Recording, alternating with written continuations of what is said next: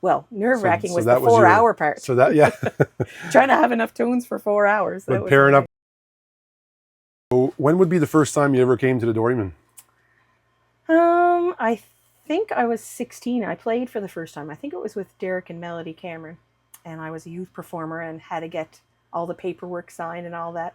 I think that was the first time. And then after that, or not long after that, Andrea Beaton and I played here, and we were recorded by the Smithsonian. And what I remember about that day is they had mics hanging kind of over the back of us. And every time I would play, I was so nervous. I would hit the mic, so I don't think they could use any of the stuff. Okay. It was Bert Feintuck with the Smithsonian that was And were you guys underage for that as well? Yes, underage. So I missed all, like, that's the one thing I regret, is I missed like the heyday of the 70s, 80s, and early part of the 90s. Like, I've heard so much from Alan about Alan Dewar drove down every weekend, a crew with them hop in the car. They never missed like a Doryman or a West Mabel. Yeah. Right? And that was the thick of the playing, you know? Yeah. So I missed seeing a lot of those people. But So do you remember the first time you turned 19? Would you have come right away? probably. I can't remember. Like, I was already playing here, so Okay. it was like on a regular rotation then, but I had to get the paperwork signed Okay. every time. But I don't like remember coming partying, because maybe I was partying already. I don't know. Yeah. Okay. What do you remember about the first time you came in the place? Just a real hopping atmosphere, I guess. And I've heard lots of people say that, but there is something really special. And as a musician, especially if you come to watch, which I try and get to as many things as I can, especially when I was younger. Like, you would go because you were getting to see your idols play on stage, and you know, maybe you got to, like, oh my God, Arthur's here and he might play a set, or Cameron or whoever, and that would be, you'd be so excited to kind of get to witness some of these people that you didn't get to hear play. Even like Donnie and Jalos and Andre, and I didn't get to hear them a whole lot. Okay. So if I got to hear them on stage here, or Howie or Jim Morris, that was a big deal. And then, you know, if you got asked to play a set, well, you were just, your knees were knocking.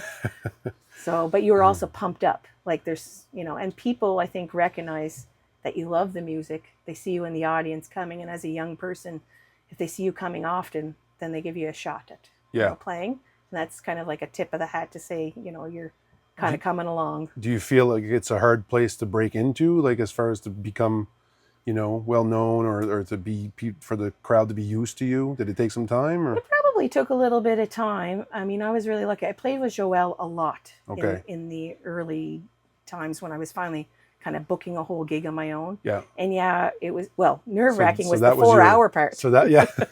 Trying to have enough tunes for 4 hours. But pairing up with a Shelly Camp guy, that was your in. You know, yeah. That was your... Yeah, that was kind of the, and it kind of, you know, you got the lay of the land then, and you kind of had to roll along. And did you remember what would have been one of your first drinks you had here? Well, it hasn't changed in my whole life. Keats Light. Keats Light. Okay. And but I do remember ordering my first, how do you say it? Cap Rouge. Cap Rouge. Rouge, yeah. Yeah. Yeah, like those as well. Okay.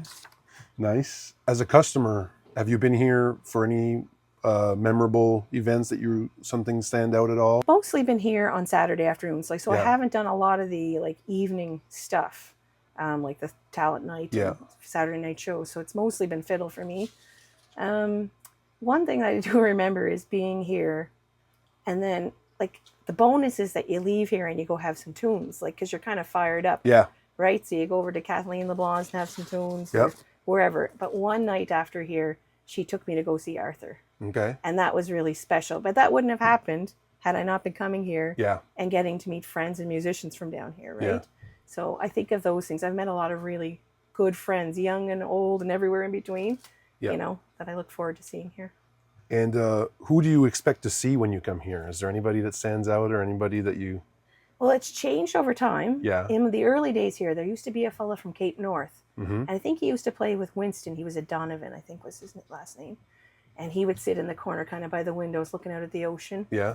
And then there used to be another fellow that used to play pool all the time. The pool was a big thing. Yeah. When I would be playing, I'd be watching the pool game happening, right? Yeah.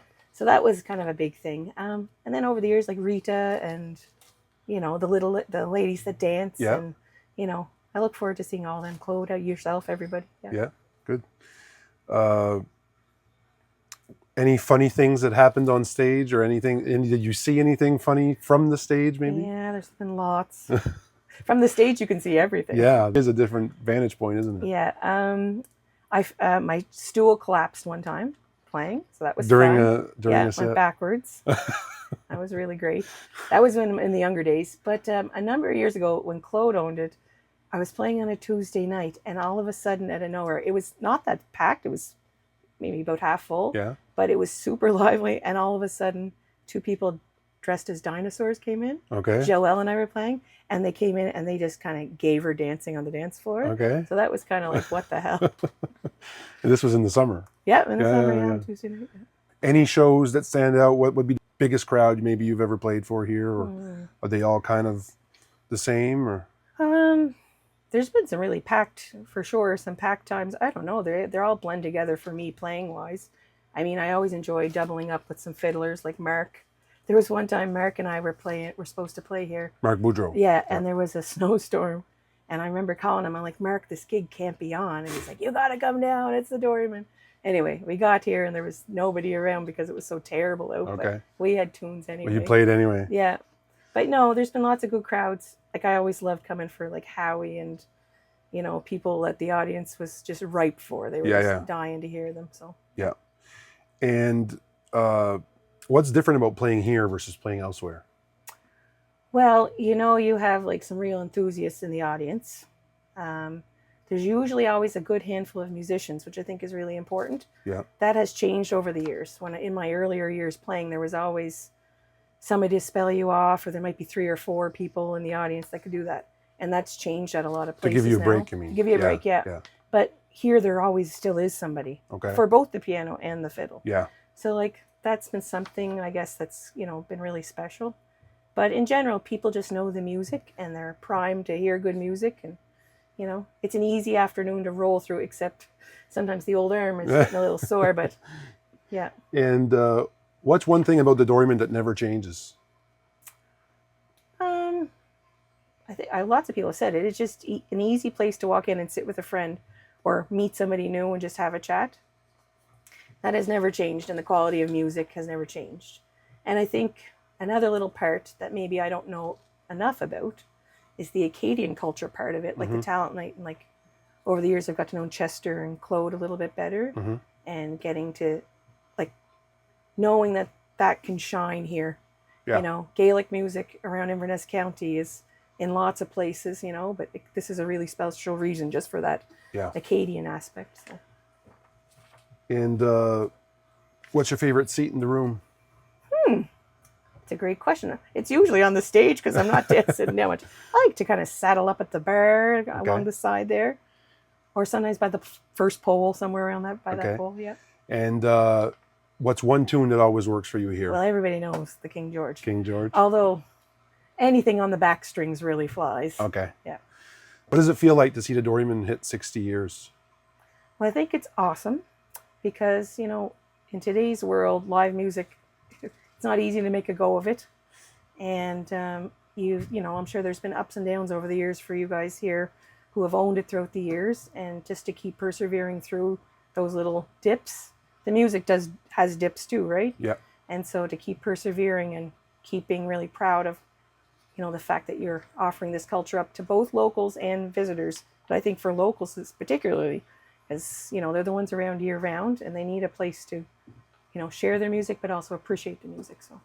And finish this sentence. The Doryman will always be fun.